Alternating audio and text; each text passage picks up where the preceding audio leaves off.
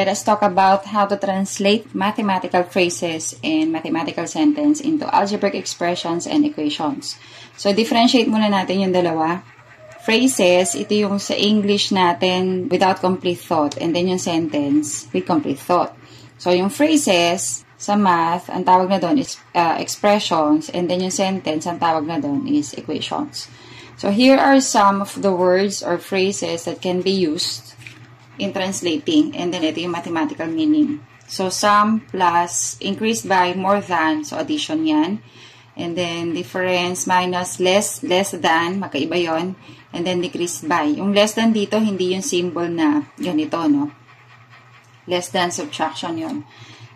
Subtraction. And then product times multiplied by, so multiplication. Minsan ginagamit tong x na to, pero pag may variable na kasi, hindi na to ginagamit.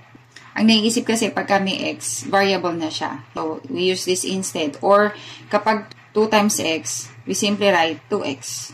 Yun lang. Minsan parentheses. Quotient divided by, so division yon. We use the symbol, pero mostly ito ang ginagamit. Lalo kapag high school na. Is equals results in gives. So, ito yung equal sign. So, ito mostly ay for phrases, pero ginagamit din yan kapag sa equations. Now, let us translate each phrase or sentence into an algebraic expression or equation. So, a number increased by 12. So, ito, number. Wala siyang nilagay, walang nakalagay na number n. Minsan kasi merong ganun may case na number n, number b, sasabihin kung anong variable yung gagamitin.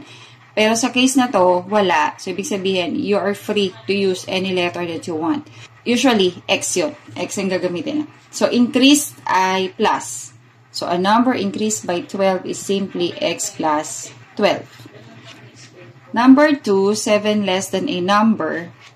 Be careful kapag may less than. Okay, kapag less than or more than, ibig sabihin, yung unang number, yung naunang number or word or variable, yun yung mapupunta sa last part.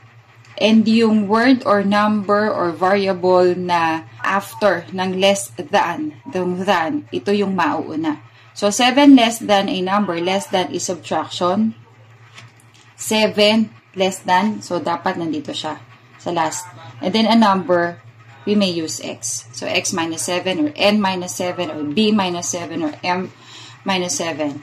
Now, yung number 3, 5 more than. So, parang ganito, more than. Ibig sabihin, itong 5 ang nasa last part. More than plus yon. Yan, plus 5. And then, twice a number. Yung number na hindi natin alam can be replaced by a variable, pero twice. So, times 2. So, 2. N naman ang gamitin natin. Ayan, 2n plus 5. Number 4, a number increased by 10 is 25. So, meron na tayong word na is. Ibig sabihin yan, equation yan. Equals. So, a number, x, increased plus by 10 is. So, equals 25. Number 5, a number divided by 2 equals 9. So, there are two ways. Pwedeng a number divided by 2 equals 9 or a number divided by 2 equals 9. Yan, kahit alin siya. Number 6, ito less. Ito less than. So, ibig sabihin, wala namang than. Ito mauuna. So, 9 less a number. Gawin naman nating m para hindi puro x. Number 7, the square of a number decreased by 4. The square of a number, naka-square yung number na hindi natin alam. So, pwede natin yung gawin na variable na naka-square. Decreased by 4.